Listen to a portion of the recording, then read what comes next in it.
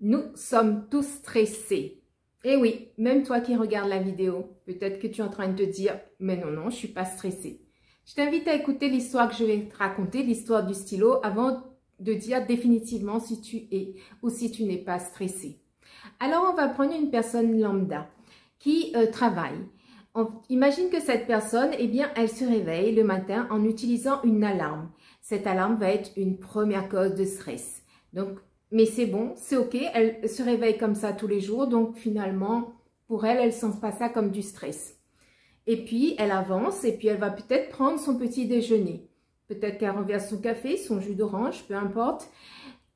Bon, ça cause du retard, donc elle va essuyer avec ce côté encore de stress, mais c'est bon, j'avance, ça va, je commence ma journée, donc j'avance. Et puis, peut-être que cette personne va prendre sa voiture ou peut-être qu'elle va prendre un moyen de transport, peu importe. Il y aura soit du retard, soit des embouteillages.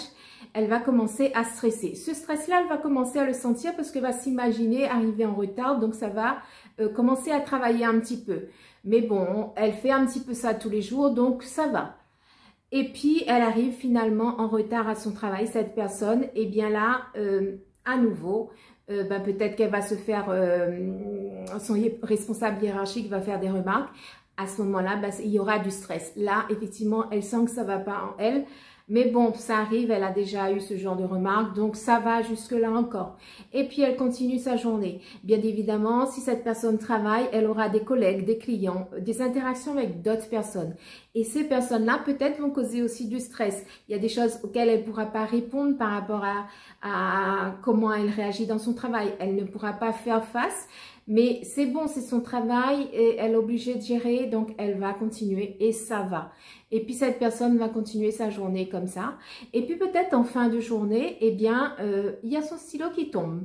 À ce moment-là, cette personne va se mettre dans un état pas possible, une grosse colère, elle va pleurer, peu importe. Elle aura un comportement inapproprié pour l'acte finalement de ce stylo qui tombe. Les personnes qui seront présentes ne vont pas comprendre pourquoi elle se met dans un état pareil juste pour un stylo.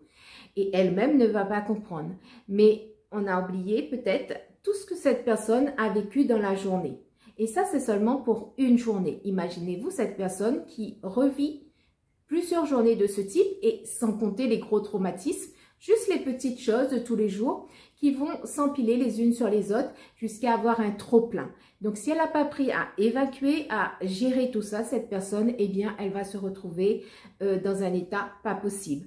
Vous avez bien compris que le stylo, c'est une caricature. Ça peut être la sollicitation d'un enfant ou d'un collègue ou d'un conjoint, d'une conjointe, qui va faire remonter tout ce trop-plein de choses qu'on n'a pas gérées. Donc, est-ce que vous êtes stressé? Observez. Observez votre journée, observez comment ça se passe. Et si vous avez des émotions à fleur de peau, si vous vous sentez fatigué, si vous avez des messages de votre corps du type d'avoir mal à la tête, d'être très fatigué, peut-être que vous pouvez avoir des éruptions cutanées. Le corps va vous envoyer plein de messages.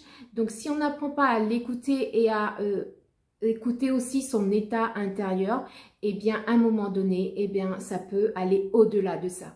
Donc, examinez, êtes-vous stressé ou n'êtes-vous pas stressé? À vous de voir et à vous d'apprendre à le gérer.